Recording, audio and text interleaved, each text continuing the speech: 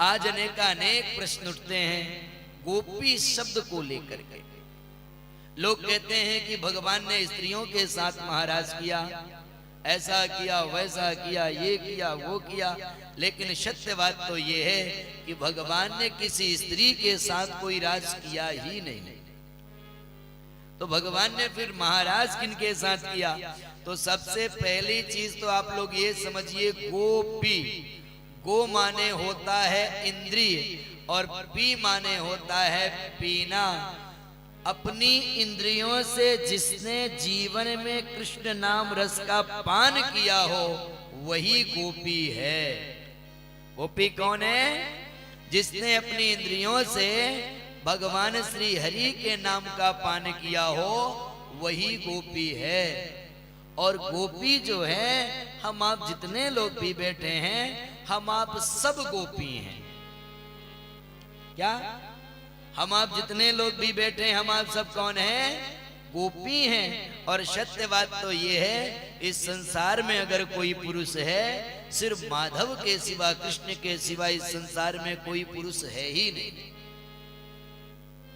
हम भी स्त्री हैं, आप भी स्त्री हैं, जितने लोग बैठे हैं इस संसार में सब स्त्री हैं। एक सिर्फ और सिर्फ अगर कोई पुरुष है तो जगत पिता परमेश्वर के सिवा इस संसार में कोई पुरुष है ही नहीं। इसीलिए जीवन में चलते फिरते उठते अपनी इंद्रियों से सुंदर भगवान के नाम का पान करते रहना चाहिए।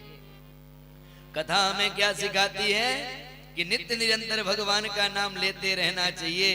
लेकिन ये गोपी आई कहां से, ये गोपी कैसी हैं, कौन है? तो यहाँ बड़ा सुंदर भाव बताया है सुखदेव जी महाराज ने। परीक्षित, ये गोपी जो है कोई साधारण नहीं है, भगवान की बड़ी ही बिरले भक्त हैं ये सब। जब भगवान राम जी 14 वर्ष वनवास के लिए मेरे रघुवर जब दंडक वन से निकल रहे थे, उसी दंडक में वास कर रहे जितने भी संत हैं, जितने भी महंत हैं, सब भगवान के सौंदर्य को देखा और मन में यह भावना जगी, क्या हम लोगों को भी कभी स्त्री रूप में भगवान की सेवा करने का सौभाग्य मिलेगा? तो कहते हैं, हम जैसा सोचते हैं उसकी भगवान उस मनोकामना को जरूर पूर्ण करते हैं।